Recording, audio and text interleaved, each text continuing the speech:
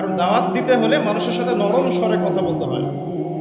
এখানে খেয়াল করে দেখেন, ফেরাউনের সংশোধনের জন্যে আল্লাহ রাব্বুল আলামিন নবী মূসা আলাইহিস সালাম এবং হারুন আলাইহিস সালামকে পাঠাচ্ছেন এই মর্মে ওহী করে যে তোমরা ফেরাউনের কাছে যাও, তাকে ইসলামের দাওয়াত দিও, কিন্তু তার সাথে নরম সুরে কথা বলো। ফাকুলা লাহু কাওলান লাইয়িনা, তার সাথে নরমভাবে কথা বলো। লাআল্লাহু ইয়াতাযাক্কারু আও ইয়াখশা, হয়তোবা সে উপদেশ গ্রহণ করবে এবং আমাকে ভয় করবে। আমি বলছি ফেরাউন পৃথিবীর সবচাইতে উদ্ধত, অহংকারী এবং কাফের মানুষ। তার ব্যাপারে দাওয়াত দেওয়ার সময় এই নসিহত।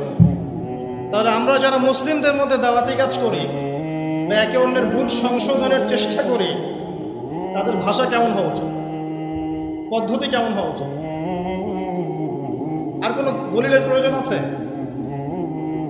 মানে ভুল সংশোধনের নববী একটা পদ্ধতি থাকে।